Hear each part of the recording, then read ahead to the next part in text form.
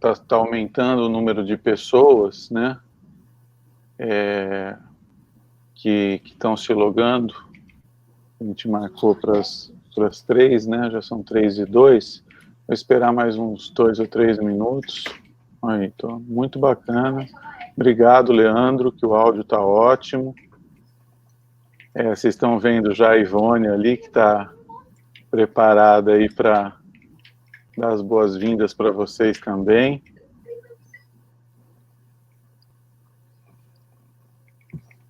Muito bom. Bom, acho que a gente pode ir começando, né, Ivone? Acho que sim, né? Então, eu vou passar aqui só qual que é a nossa agenda de hoje. Não sei se minha tela já mudou aí para vocês.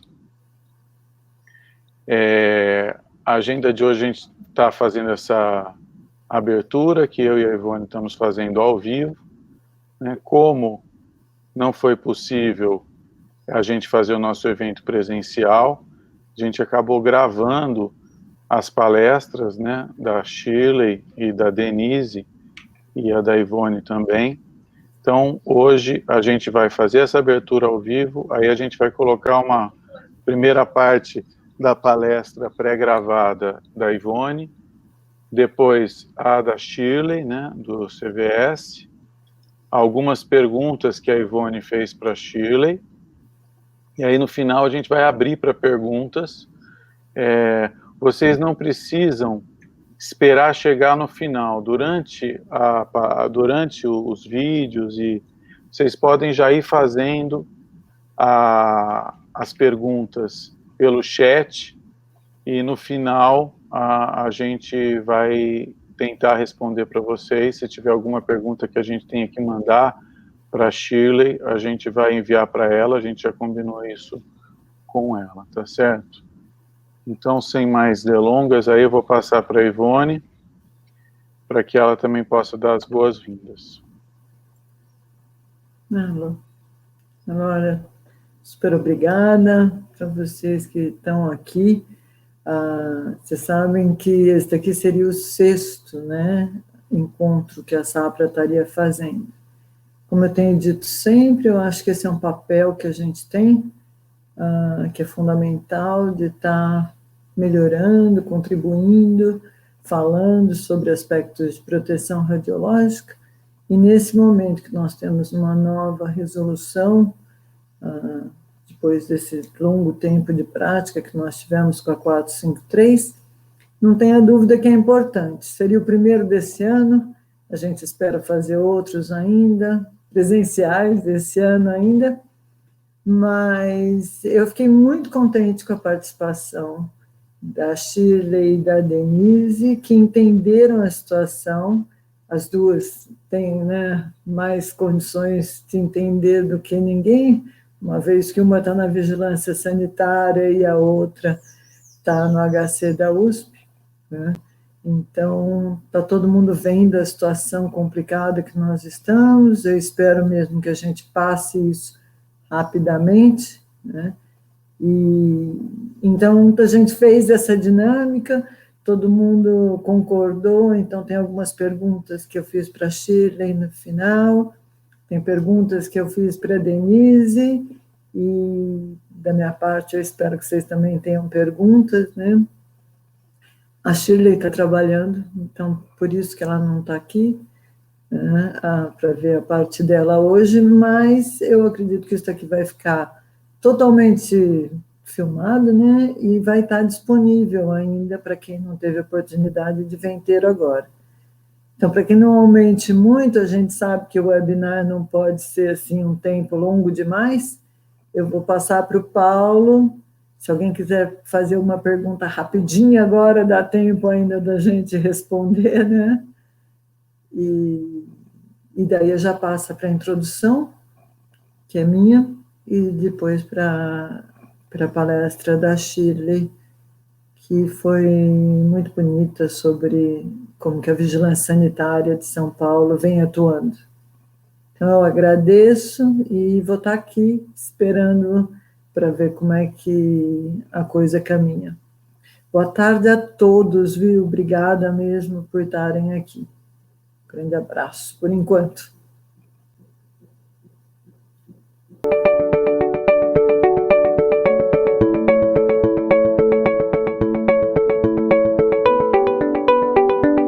Muito bem-vindos todos ao nosso 6º encontro técnico de proteção radiológica, que era para estar sendo realizado de forma presencial no dia 19 de março de 2020. Infelizmente, o advento da pandemia do coronavírus fez com que a gente não pudesse nos reunir seguindo todas as normas. Então, nós vamos fazer isso aqui de forma virtual. O que nós vamos estar fazendo é uma introdução, fazendo uma evolução histórica entre a portaria 453, que é quem a RDC veio substituir, e juntamente com as instruções normativas. Ter uma visão mais estruturada disso. A portaria 453, ela, já no seu título, fala claramente para quem que ela é, que é diretrizes de proteção radiológica para raio-x médico e odontológico. A RDC 330 não fala isso, mas ela afeta o mesmo setor, né? Então, ela afeta os serviços de saúde, com radiologia diagnóstica intervencionista, a todos os fabricantes de equipamentos utilizados em radiologia diagnóstica intervencionista e a ensino e pesquisa e aos trabalhadores ocupacionalmente expostos. Então, esse é o público a quem a RDC vem normatizar as suas atividades. Para isso, nós temos, para garantir a execução da RDC 330, nós temos a Anvisa, que tem um papel de fiscalização, de regulamentação e de esclarecimento. Nós temos serviços de físicos médicos, do tipo da ABFM, da Sociedade Brasileira de Proteção Radiológica e outras sociedades também. Nós temos as engenharias clínicas, os departamentos de física dos hospitais, e as empresas externas de física médica que fazem execução e apoio ao programa de controle de qualidade. Isso é muito importante porque não dá para todo mundo ter a expertise interna para estar fazendo esses serviços, e nós temos já uma quantidade significativa de empresas e físicos médicos agora reconhecidos como profissão para estar executando esse serviço. E nós temos também os serviços externos de apoio à proteção radiológica, que são serviços de dosimetria pessoal e dosimetria em geral, com os laboratórios de calibração, etc., e treinamentos. E todos esses serviços juntos, né, tanto a física médica como os serviços externos e os físicos que estão dentro dos físicos, técnicos, engenheiros, que estão dentro dos hospitais, são quem vai realizar, executar a implantação da RDC 330, a qual a Anvisa vai fiscalizar. E é nessa perspectiva, esse quadro, onde nós temos 4 setores da sociedade interagindo, que essa primeira esse encontro aqui vai se basear. Então, nós vamos ver perspectivas de proteção radiológica, da parte regulatória.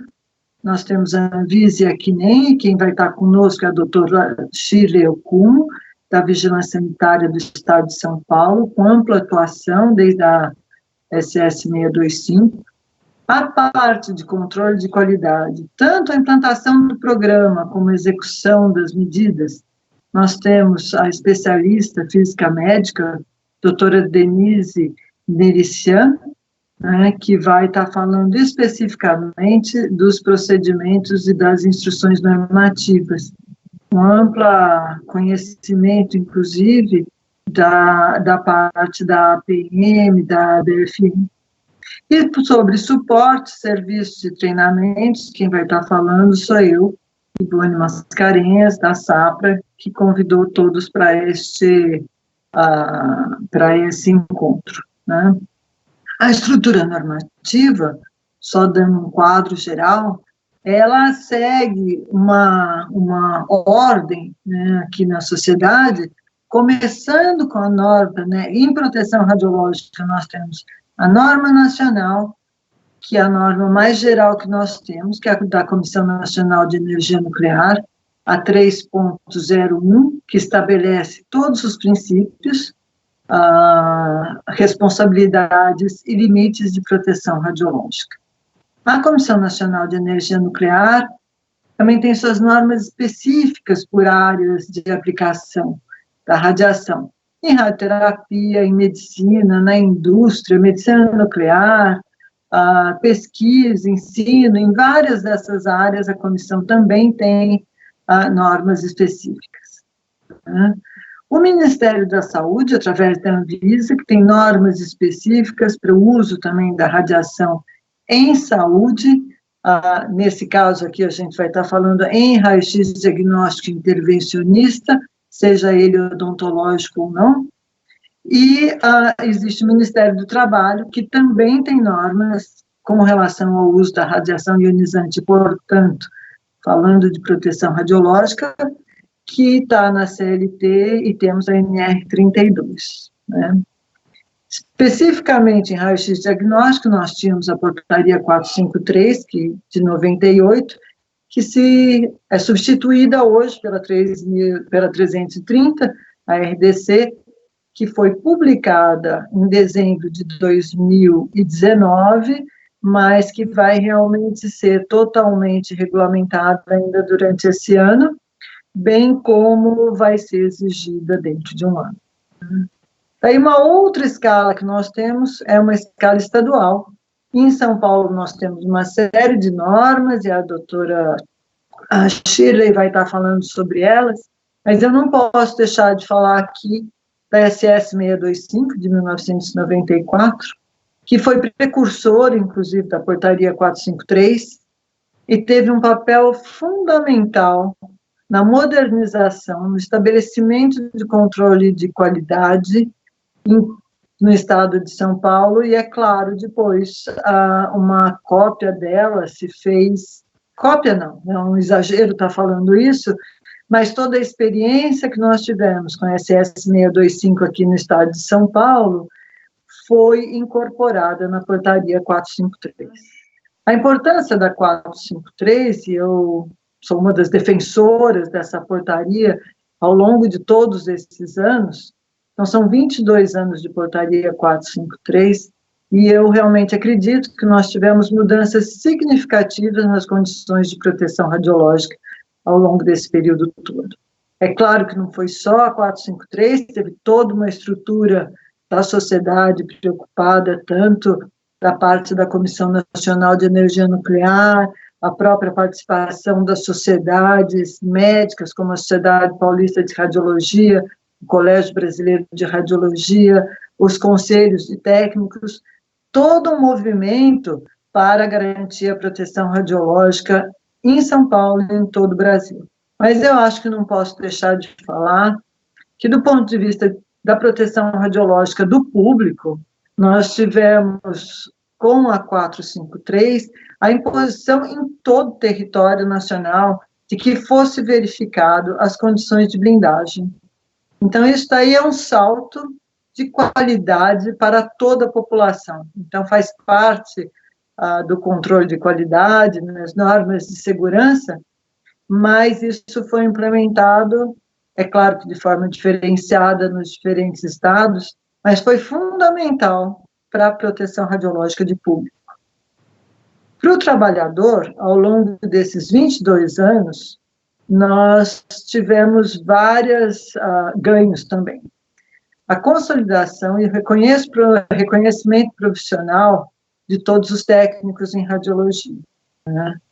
O uso da dosimetria individual passou a ser feita pela grande maioria do pessoal ocupacionalmente exposto, o que é um ganho. Hoje, no Brasil, nós temos mais de 200 mil usuários, né, usando dosímetros certificados.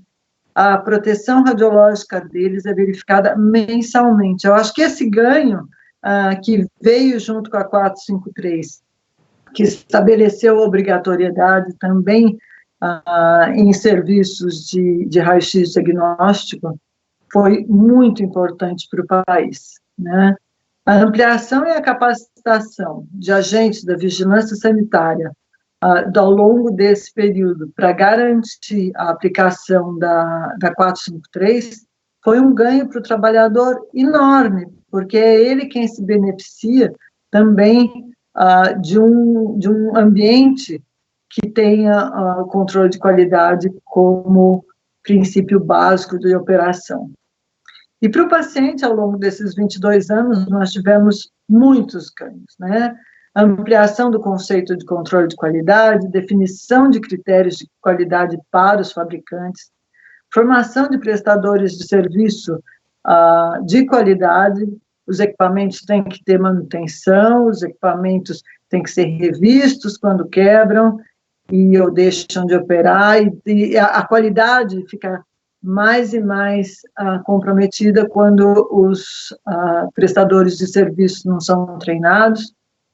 Então, tudo isso daí foram ganhos que nós tivemos ao longo desses anos, né?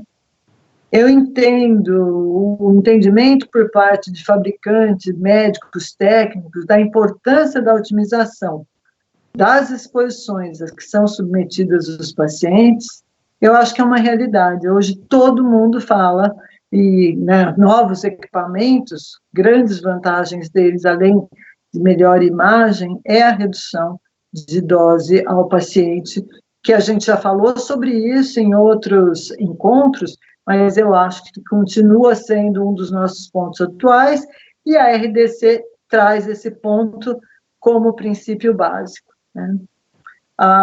Só para fundamentar um pouco tudo isso que eu estou falando, sobre os ganhos que nós tivemos com a 453, nós da SAPRA, assessoria, fizemos muito controles de qualidade, e temos um artigo com uma aluna minha de doutoramento, a doutora Maria Lúcia Nana, de Ebsala, a doutora Maria de Fátima, de Magon, que muitos conhecem, e eu mesma falando sobre os ganhos que a portaria nos trouxe, né? O objetivo aqui era mostrar ao longo do tempo os parâmetros de aceitação, diversos deles entre 2000 e 2006, que foi quando a portaria a 453 realmente começou a ser aplicada. Então, o parâmetro de controle de qualidade que nós vamos estar falando aqui é sobre a camada semi-redutora. Nós tínhamos uma aceitação somente de em torno de 55% para portáteis em 2000, e esse número passa a quase 100% em 2006, mostrando que os equipamentos foram ficando adequados. Isso, como vocês veem no gráfico, para mamografia e para raio-x convencional, isso também acontece com ganho de mais de 20% de melhoria nesses equipamentos. Tem outros parâmetros que a gente também pode estar falando, e são eles, né? Evolução também da conformidade do tempo de exposição, e a gente vê aqui que, mais uma vez, o equipamento portátil era o que pior tinha, e passa de 55% de aceitação para 80% de aceitação, quer dizer que não estamos mais medindo erroneamente o tempo. O mesmo acontece com raio-x convencional, passamos de 65% para 85% de tempos adequados, né? HVL, a mesma coisa, em portáteis, nós tínhamos 50% de portáteis, só 50% eram aceitável, e passamos a ter 80%, em raio-x convencional, fomos de 90% para 98% de HVL adequado, né? A evolução do KV também acontece a mesma coisa, conforme visto aqui na figura, houve ganhos para todos os tipos de equipamento. Então, tendo dito isso e visto essa evolução, eu acho que a portaria de 453 foi fantástica, ela foi moderna na época, ela foi adequada para o país, e a RDC deve vir a melhorar mais ainda o que nós temos.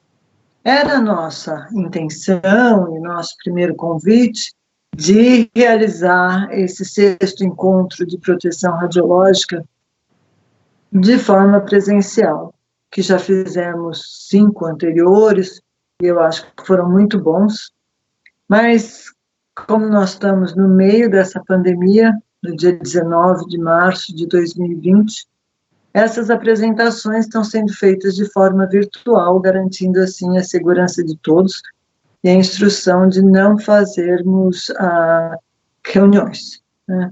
Então, agora, quem nós convidamos para falar conosco, era presencial, infelizmente, elas concordaram em fazer vídeos também, da doutora Shirley, que vai falar sobre os aspectos de vigilância sanitária da aplicação da RDC, e a doutora Denise, que vai estar falando de aspectos de física médica, de implantação e execução de medidas de controle de qualidade. Ambas têm muita coisa a nos oferecer, e no final vamos estar falando, agora não tem mais final e começo, que é tudo virtual, né? Mas eu vou voltar para falar sobre dosimetria e treinamento. Como vocês sabem, a dosimetria é a prova de que a sua proteção radiológica está adequada, e o treinamento é a única maneira de todos executarem a proteção radiológica, tanto de público, como de pessoal ocupacionalmente exposto, como de paciente de forma adequada. Eu agradeço enormemente a elas terem aceito esse convite, e nós faremos as apresentações de forma separada, mas o meu conselho é que elas sejam assistidas, essa introdução, depois a palestra da doutora Shirley, depois a palestra da doutora Denise, e finalmente a minha, que eu acho que vai compor esse quadro que a gente começou nessa introdução, a mostrar que são os 4 setores que vão ser afetados pela alteração da 453 para 330. Eu agradeço muito e boas palestras. Bom, pessoal, agora então eu vou passar aqui para a palestra da Shirley. E vi que mais gente entrou aí, muito bom.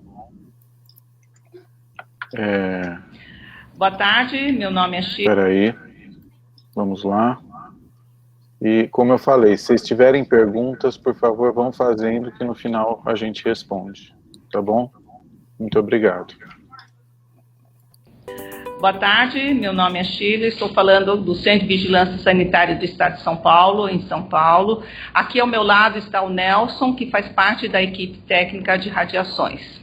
Em primeiro lugar, queria agradecer a Ivone, da SAPRA, pelo convite para participar desta palestra sobre essa nova RDC, a 330, e suas instruções normativas. Mas eu queria falar, antes disso, sobre o papel da vigilância sanitária, que existem ainda algumas dúvidas sobre isso.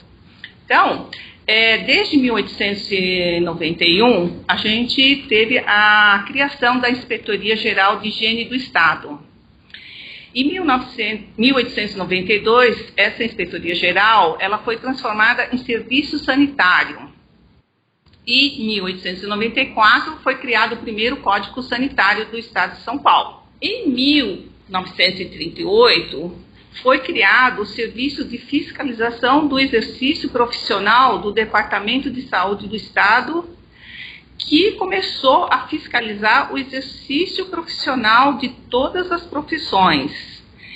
E, a partir de dezembro, começou-se a fiscalizar o Gabinete de Radiologia Médico e Dentário. Após esse período, em 1951, criou-se a Inspetoria dos Serviços de Raio-X e Substâncias Radioativas. Quer dizer, o Estado de São Paulo, ele já foi pioneiro nessa parte de fiscalizar os serviços de raio-x, desde 1938. Em 1961, passou-se essa inspetoria de serviços de raio-x para o serviço de saúde, né? Nesse decreto, ela começou a ter o alvará de funcionamento. Então, nós começamos a exigir que todos os serviços que tinham raio-x ou substâncias radioativas que tivesse o alvará e que tivesse um prazo. Essa expedição do alvará, ela tinha que ter algumas condições, como o funcionamento das instalações, no respeito à proteção radiológica, à higiene e segurança do trabalho. E também falava que os alvarás poderiam ser cassados desde que o levantamento radiométrico não protegesse a população ou tivesse uma dose de radiação superior a 1/10 da dose máxima permissível, que era ainda recomendado pela Comissão Internacional de Proteção Radiológica. No decreto de 1963, ela criou um Conselho de Proteção Radiológica, você vê, em 1963. E dentro desse conselho tinha a pessoa do físico. Então, o físico, ele era uma pessoa que ainda nem era uma profissão regulamentada. Nós tínhamos um reconhecimento de que ele era necessário para olhar a proteção radiológica dos serviços de raio-x. No decreto 12.660 de 1978, foram aprovadas as normas técnicas especiais relativas às normas básicas de proteção contra radiação e riscos elétricos. Quer dizer, foi a primeira movimento em ter uma norma sobre radiações ionizantes. Aí, em 1986, o Centro de Vigilância Sanitária foi criado através do decreto 26.048, que era para coordenar, supervisionar, realizar estudos e propor normas e programas de vigilância sanitária na prestação de serviços de saúde, indústria e comércio de produtos relacionados à saúde, ações sobre o meio ambiente e ações sobre o meio ambiente de trabalho. Nós temos aqui um organograma que fala como que funciona a vigilância sanitária. Ela tem a relação ADTEP, que é produtos relacionados à saúde, a CESA, que é serviços de saúde, a SAMA, que é ações sobre o meio ambiente, e DVST, saúde do trabalhador. A radiação está dentro dos serviços de saúde. Então, a gente é uma equipe que tem outros grupos que trabalham dentro dessa CERSA. A gente tem, então, várias normas que nós seguimos, e tem a Resolução 6 de dezembro de 1988, que foi do Conselho Nacional de Saúde, que foi emitido após o acidente de Goiânia, em 87. Essa resolução foi publicada em 1988. Temos a resolução 625, SS 625, que de 94, que é a primeira norma do Estado de São Paulo, quer dizer, a segunda norma, né, porque tem o decreto 2660, que fala sobre o uso de fontes radiações. E tínhamos a portaria 453, que foi revogada agora em 27 de dezembro de 2019, com a publicação da RDC 330 de 2019. E temos também a portaria 18 de 2009, que é sobre o cadastramento de serviços de prestação de radiometria e teste de qualidade. A RDC 330, ela ainda não foi totalmente implementada no estado de São Paulo, porque ela está naquela fase ainda de disposições transitórias. porque ela vai valer efetivamente a partir de 27 de dezembro de 2020, para os serviços que já estão iniciados. Os serviços que vão começar agora, eles já devem atender a essa RDC. No estado de São Paulo, nós temos a 625. Então, a gente tem uma transição que a gente ainda pode seguir entre a 625 e a nova 330. A Anvisa, ela fez 2 webinars nos dias 5 de março e 9 de março deste ano, esclarecendo algumas dúvidas que ainda para nós eram algumas novidades e que ela tirou com essas webinars. O João Henrique, ele propôs que ainda iria fazer algumas atividades, algumas aulas para tirar mais dúvidas a respeito dessa RDC. Então, a posição da CESA neste momento é aguardar essas aulas para a gente poder preparar um roteiro de inscrição para poder fazer a aplicação dessa RDC 330. Não sei se o Nelson quer fazer alguma contribuição aqui no momento. É isso que a Shirley falou, não tenho muito a acrescentar, né? Então a gente está num período assim que estamos aguardando, né?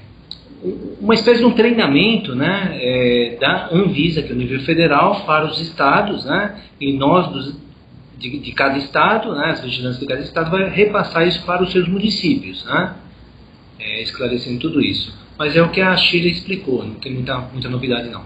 Isso, essa parte da publicação, ela é muito interessante porque foi um avanço. Existe algumas dúvidas em relação às instruções normativas, que talvez a Denise, que vai falar na segunda parte, ela possa esclarecer melhor sobre isso. Da parte da vigilância, nós ainda não temos como mensurar essas novas instruções normativas. Muito obrigada. Obrigado. Shirley, gostei muito da sua apresentação, eu acho que ela é muito esclarecedora com essa parte histórica de como que a vigilância sanitária do Estado de São Paulo tem vindo atuando. Então, eu acho que uma das perguntas que sobra para todos os serviços de raio-x diagnóstico intervencionista hoje é como serão as inspeções ao longo deste ano. Ficou claro que a RDC ela tem um período de 1 ano para ser implementada, mas as inspeções vão continuar sendo realizadas, certo? Então, essa é a primeira pergunta, com base em quê? Né? Quem já cumpre a 453 está razoavelmente bem para a RDC 330? Bom, iremos fazer as inspeções sanitárias, porém, alguns testes de controle de qualidade estão nessa nova portaria, nessa nova instrução, que não serão cobrados neste momento. Os serviços que forem fiscalizados, eles serão orientados a atender a essa nova instrução normativa. A não ser que seja um serviço que tenha tudo fora do controle, esses serviços serão autuados, mas nós temos o quê? A nossa resolução 625, que a gente pode autuar. Por quê? Pela RDC 330 ainda não, como disse o João, porque juridicamente ela vai valer a partir só de 26 de dezembro de 2020. Então, Shirley, resta saber agora, depois de sabermos já como é que serão feitas as inspeções em instituições que já estão licenciadas, o que vai acontecer com os novos serviços ou novos setores de serviços existentes, né? Então, quem já cumpre a 453, né, já tem uma ideia, mas todos os novos, aonde que eles devem se basear para ter a licença da vigilância sanitária? Os novos serviços, eles devem atender a RDC 330 e as instruções normativas. Aí não vai ter como não atender. Então, o papel da vigilância sanitária neste momento vai ser orientativo e vamos ter que respeitar essa nova configuração nos nossos documentos, né? Porque nós solicitamos alguns documentos e os serviços de radiometria é que vão ter que se adequar a isso. Por quê? Na parte documental, a alteração vai ser só nos controles de qualidade. Shirley, muitos desses serviços de controle de qualidade, de levantamento radiométrico a serem feitos, lá quando São Paulo lançou a SS 625, a vigilância sanitária fez uma prova com muitos dos físicos, nessa época ainda nem regulamentado, mas foi um cadastro, né, que nós fizemos e que garantia ao comprador do serviço prestado que nós estávamos devidamente qualificados. Então, como é que vai ser agora com a RDC 330? Eu sei que para levantamento radiométrico isso aconteceu em 95, depois tiveram vários registros. Como é que você acha que a gente vai ter que comprar serviço e vender serviço? As duas coisas, né? Para os novos testes de levantamento radiométrico e controle de qualidade. Ivone, desde 2009, a portaria CVS 18 do Estado de São Paulo, ela cadastra os prestadores de serviços de radiometria. Esta portaria, ela fala dos equipamentos e acessórios necessários e da qualificação do profissional que pode emitir o laudo, assinar o laudo. Ele pode se cadastrar para qualquer tipo de serviço de radiologia, para tomografia, mamografia, raio-x convencional, fluoroscopia, e ele pode se cadastrar individualmente para cada equipamento ou para todos. E aí tem uma relação de equipamentos e acessórios que são necessários. A partir da publicação da CVS de 2017, esse cadastro virou licença. Então, no estado de São Paulo, esses serviços são licenciados e eles têm que pedir a renovação anualmente. Eles têm que apresentar essa relação de equipamentos todos os anos, porque os equipamentos modificam, eles quebram, e aí eles têm que falar quais são os equipamentos que estão ativos anualmente. Então, Shirley, finalmente, uma questão que eu acho que também preocupa a todos é sobre a utilização dos dosímetros individuais, né? Então, nós temos uma população grande utilizando avental, nós temos uma população que não usa avental porque não estão na avental de chumbo, nunca se expõe dentro da sala, mas vários dos nossos usuários usam avental de chumbo. Na portaria 453, depois de anos de discussão, ficou estabelecido que para quem está usando avental de chumbo, o monitor devia ser utilizado por cima do avental e para efeito de proteção radiológica, a dose avaliada deveria ser dividida por 10. Né? Essa é uma discussão que a gente ainda vai ter um pouco mais para frente, em que a SAPRA avalia, mas o que você acha que vai acontecer? A portaria diz para seguir instrução de uso do seu fornecedor. Nós vamos ter fornecedor falando que é para usar por cima, vamos ter fornecedor falando que é para usar por baixo do avental. Então, se você acha que ao longo de 2020 vai ter alguma normativa que homogeneize como se usar o monitor, eu acho que essa é uma pergunta importante. E outra pergunta que a gente tem várias vezes lá na SAPRA é sobre o que acontece com as doses elevadas. Nós, os laboratórios de dosimetria, informamos a Comissão Nacional de Energia Nuclear. A vigilância sanitária vai ser informada também, seguir fazendo investigação. Como é que vão ficar esses níveis de investigação para quem tem dose elevada ao longo do mês ou do ano? Bom, em relação ao uso do dosímetro, ele não foi muito claro e deixou para vocês que são os fornecedores do dosímetro.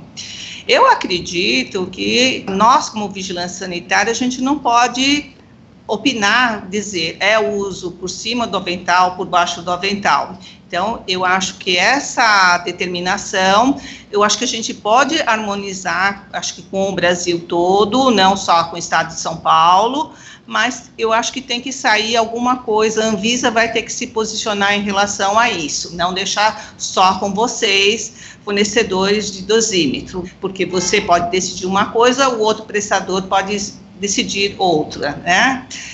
Com relação às doses elevadas, nós recebemos do GAD, né, que é como é que é o nome? O grupo de análise de doses elevadas, do IRD. Do IRD, quando excede os valores, quando excede os limites para a gente fazer a investigação. Então, eu acho que vocês, como fornecedores de dosimetria individual, já comunicam ao GAD, né, que vai repassar essa informação para nós. Eu gostaria de fazer um comentário final para desmistificar que a vigilância sanitária não é um bicho-papão. A vigilância sanitária também tem um papel educador. Quando nós vamos ao serviço e solicitamos que o serviço apresente os documentos, apresente as evidências, é para garantir a qualidade do serviço e a proteção para o paciente e para o trabalhador. Às vezes, a gente solicita demais na visão do prestador, mas isso tudo, o que a gente solicita, está dentro das normas. Então, o papel nosso é isso. A portaria 453, ela demorou para ser revogada, mas ela, nesse papel, nesse tempo que ela esteve vigente, ela foi muito útil para a vigilância sanitária, porque ela serviu de norte para nós. A gente espera que essa RDC 330 também traga resultados tão bons quanto foi a portaria 453. Talvez, nesse primeiro momento, a gente vá ter alguma dificuldade, porque o estado de São Paulo é muito grande e tem vigilâncias que têm mais poder aquisitivo e outras não. Então, as pessoas vão ter certas dificuldades no entendimento. Então, por isso que a gente vai aguardar todas essas aulas que o João Henrique vai nos dar, para depois podermos aplicar com segurança. Muito obrigada. Bom, gente, queria agradecer todo mundo, abrir para as perguntas, agradecer muito também os palestrantes e deixar a Ivone agora aí falar um pouco com vocês e novamente estamos aguardando se tiver alguma pergunta. Eu novamente, né, que gostei muito da palestra da Shirley. Acho que traz, né, mais um esclarecimento, saber como é que nós vamos nos comportar frente à RDC. Então, acho que, né, foi ótimo, até sobre essa coisa, durante esse ano, todo mundo deve se adaptar. E quando eu falo todo mundo, é todo mundo mesmo, porque o prestador de serviço vai ter que se adaptar, o hospital vai ter que se adaptar, a vigilância vai ter que entender como que ela vai fazer inspeções. Então, é uma época de aprendizado, é um ano de ganho para a proteção radiológica. Então, acho que é isso. Nós não temos ainda perguntas. Várias pessoas, a gente teve mais de 30 pessoas aqui assistindo, que eu agradeço muito. A nossa próxima palestra, também, né, que é a sequência dessa daqui, vai ser na próxima quinta-feira, vamos repetir isso aqui, às 15 horas, e é a palestra da doutora Denise, que eu altamente recomendo também a todos. Eu particularmente já vi, porque já foi gravada, né? Então, está sendo preparada da mesma maneira que foi preparada a da Shirley, para ter uma dinâmica e para que a gente não tenha tanto problema de internet. Eu agradeço muito o Paulo aqui, que fez o esforço para tudo isso daqui ser possível, né? E, boa, né? Então, nós temos uma questão, né, sobre o uso do avental, e ele está me perguntando qual que é a visão da SAPRA. Então, vamos lá, né? Esta aqui é uma questão polêmica, de divisão entre várias opiniões, embasadas, de certa maneira, bem... E é assim, a SAPRA, desde o começo, sempre recomendou que o dosímetro fosse utilizado por cima do avental. Por que isso? Nós sabemos que em várias situações as pessoas não usam protetor de tireoide, as pessoas não usam dosímetro de extremidade e cada vez mais nós sabemos os efeitos da radiação sobre cristalino. A partir da dose do monitor de corpo inteiro, que hoje a gente oferece a dose em HP10, né? Tem como a gente ter uma estimativa das outras. Eu não tenho uma fórmula certinha de como é que vai isso daqui para cristalino, mas a gente sabe que se você está tendo dose sobre o avental, com certeza seu cristalino também vai estar sendo exposto. Se você não usa protetor de tireoide, sua tireoide também está sendo exposta. Se vir uma prática usar por baixo do avental, a gente teria que ter prática de usar também o protetor de cristalino, o dosímetro de cristalino e o dosímetro de extremidade sempre, o que não é uma realidade brasileira. Então, uma vez que a RDC estabelece parâmetros mínimos para filtragem de avental, então quem tem feixe direto chegando tem que usar equivalente de 0,5 milímetros. Quem só tem radiação secundária pode ser um avental equivalente de 0,25 milímetros de chumbo. Então, com isso daí, a gente sabe usar aquele fator, que é um fator internacionalmente conhecido também, aqueles 10%. Ele superestima a dose né, pessoal quando o dosímetro está sendo usado por cima. Mas é muito bom educacionalmente. Você está sabendo que as suas extremidades e todos os locais não protegidos estão sendo irradiados. Então, essa é a minha posição hoje, ou pode ser até que a gente venha mudar. Eu já escutei pessoas falando, olha, para calcular a dose efetiva, nós devíamos usar dosímetro de cristalino. A gente ainda não tem certificação de dosímetro de cristalino, e eu acho que a gente não tem o suficiente dosímetros de cristalino sendo ofertado no Brasil. A gente tem a gente já calibrou em HP 03, mas ainda não estamos ofertando isso de maneira geral na SAPRA. Então, essa é o que eu acho.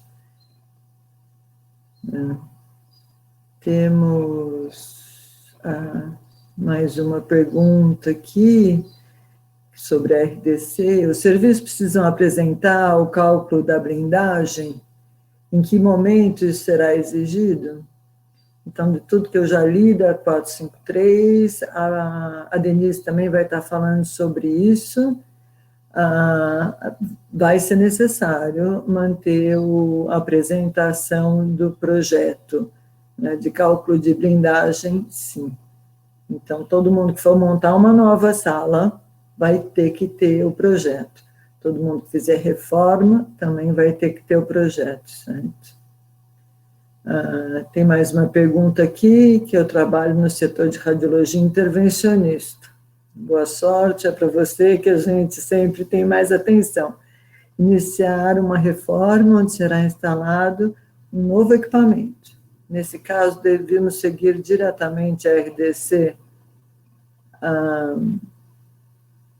Então, né, vocês já têm a licença. Isso aqui eu vou passar lá para a Shirley, mas eu acho que todo mundo que puder seguir já a RDC devia estar seguido.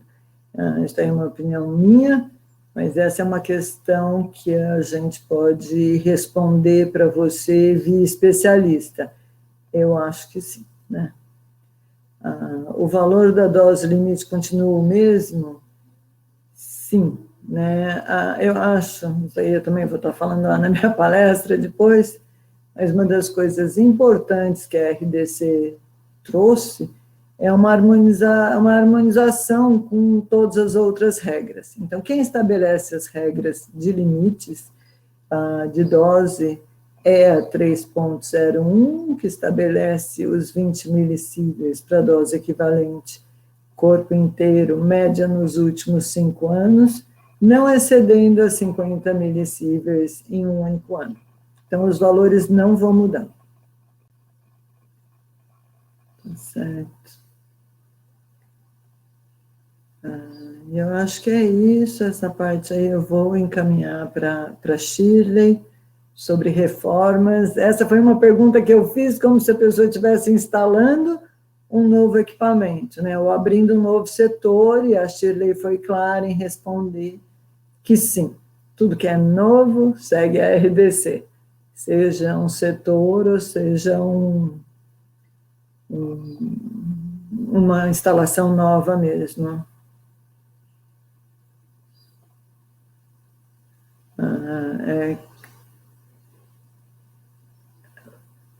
Cleverson, né? É crucial a medição do K integrada e o instrumento de medição em fluoroscopia. Vamos deixar essa daí para a doutora Denise, que vai estar falando, mas toda avaliação em fluoroscopia é importante, super importante. Sobre a redução de 1/10 de usuários de EPI de chumbo. Então, é isso, né? Eu acho que muitas instituições, se não quiserem usar um por cima e um por baixo, poderiam fazer testes para validar esse 1/10. Então, você pode ter um dosímetro para ser usado por alguém que você sabe que vai usar direito, e valida esse 1/10, deixa tudo isso registrado, que é o que diz os programas de qualidade. Tudo que você fizer deve estar registrado, né? Então, eu espero ter respondido. Mas a SAPRA continua indicando que é para usar por cima do avental, enquanto a gente não surgiu uma discussão nacional, e a gente tirou dos nossos relatórios o dividir por 10 em todo mundo que usa por cima, porque agora eu não tenho mais a portaria 453 para nos dar um respaldo legal, mas é uma forma, o que a gente pode fazer é falar, olha, a gente usa o avental, foi avaliado por essa instituição e é indicado pela SAPRA, que é o HP10, que é a dose, a avaliação atual, que é a dose equivalente a 10 milímetros de profundidade da pele, né, seja feita dessa maneira. Pega a dose que está no relatório, divide por 10. Controle automático de exposição é outra pergunta, né, então sempre importante, muitos dos equipamentos têm isso. Ivone, na verdade, o Cleverson, ele está falando que o CAI ali em cima é crucial a medição do CAI, eles chamam de o controle automático de exposição, que é o que você falou, que a Denise vai estar bem focada nessa parte, né?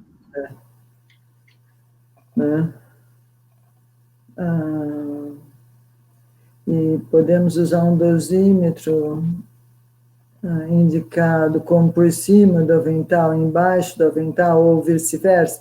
Eu acho que deve ser documentado novamente. Se o procedimento vai ser o de usar por baixo do avental, você vai saber que a sua dose não tem que ser dividida por mais nada. E, portanto, é uma decisão da instituição. Eu acho que até o final do ano, eu já andei conversando com comitê de certificação, para saber como é que isso vai ser. Porque vocês já imaginaram que o banco de dados de dose do Brasil, ele indica se o monitor é usado por cima ou por baixo. E eu mesmo, para a extremidade, mão direita, mão esquerda, anel direito e esquerdo. Então, para a consistência de dados, vai ser importante que a gente tenha uma orientação única para todos. Eu, atualmente, estou pedindo para continuar fazendo do jeito que a gente fazia, e assim que a gente tiver uma outra resolução, a SAPRA vai comunicar. Ivone, só pelo que eu entendi aqui da pergunta da Renata, né? Posso usar um dosímetro indicado como por cima do avental, embaixo e vice-versa? E agora ela completa a pergunta, né? Eu vi, não tem impactos na calibração do dosímetro? Não. Nesse caso aqui não vai ter impacto na calibração. A dose que vai estar sendo medida por cima do avental vai ser um campo de mais espectro, né, de radiação, e os aventais de chumbo fazem com que tenha redução da intensidade da radiação e um aumento de radiação. Aumento não, né? O espectro fica todo para o lado de mais alta energia, porque o avental corta tudo que é de baixa energia, assim como faz o HVL do raio-x, né? Do seu equipamento. Então, a calibração, ela vai estar medindo a radiação que chega, né? E a radiação que chega vai ser mais dura ou mais mole, dependendo de onde você usar. Agora, a interpretação disso, se você estava acostumado a dividir por 10, não pode mais dividir por 10. E você para de ter uma referência do que é a dose na tireoide, do que é a dose no cristalino, do que é a dose de extremidade.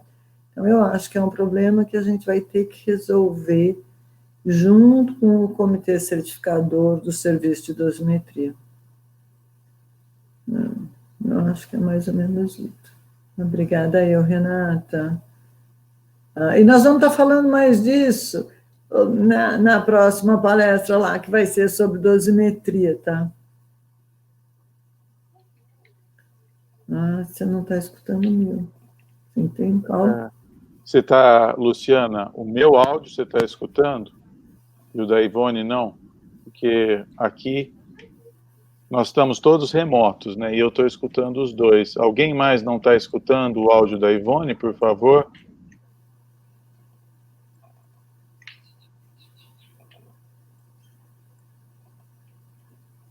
Eu acho que pode ter acontecido algum problema momentâneo. Ivone, fala alguma coisa para ver se a Luciana está escutando. Teve um momento aqui que eu tive que clicar na tela, autorizar áudio, para escutar o áudio da tela. Luciana, você quer que repita alguma coisa?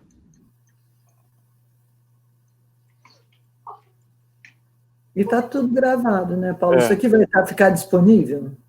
Então, eu acho que sim, Ivone. Como é a primeira que a gente faz, né? Uhum. A gente tem que ver como que a gente vai fazer, em que link, etc. Uhum. Então, não vai estar disponível já, né? A gente vai disponibilizar, provavelmente na página da SAPRA, mas eu ainda não sei exatamente como. Tá. Que pena, Luciana. Você não escutou o tempo todo o áudio da Ivone? Bom, de qualquer forma, é o que a Ivone falou. A gente vai disponibilizar isso e ainda bem que as outras pessoas parece que escutaram. Estou vendo aqui o Itamar, o Luiz, etc. Paulo, se a Luciana quiser, a gente pode conversar ainda depois. Isso. Eu posso ficar, fazer... Se você quiser conversar, a gente pode marcar. Obrigado, Elisiane, por dar esse feedback. Eu agradeço a todos. Então, só para ficar claro aqui, a gente ia fazer o workshop e ela ia ter 3 palestras. Como a gente viu que ia ser muito grande para fazer, você vê, a gente está 1 hora aqui, é diferente, né, de quando você vai num lugar e está realmente imerso, né? Então, a gente transformou o 6º encontro em 3 webinars. Então, teve esse primeiro, que a Ivone fez essa introdução, e a Shirley falou dessa visão do Centro de Vigilância Sanitária. O próximo vai ser o da Denise, e depois vai ter mais um, que é a parte de dosimetria e treinamento, que é o que a Ivone vai estar falando no 3º, tá bom? Então, queria agradecer muito a participação de todos, e a gente fica à disposição. Qualquer coisa, vocês também têm o nosso e-mail, e espero contar com a presença de vocês. Estou super feliz, porque a gente começou aqui com um número de pessoas que só foi crescendo, né? Então, quer dizer que as pessoas estão interessadas. Eu agradeço muito a atenção de todos. Não é? Só o nosso coffee break que não dá para ser feito por digital, né? Mas obrigada mesmo a todos por participarem. Com certeza. E a gente vai mandar assim, as perguntas. Obrigado, gente. Obrigada.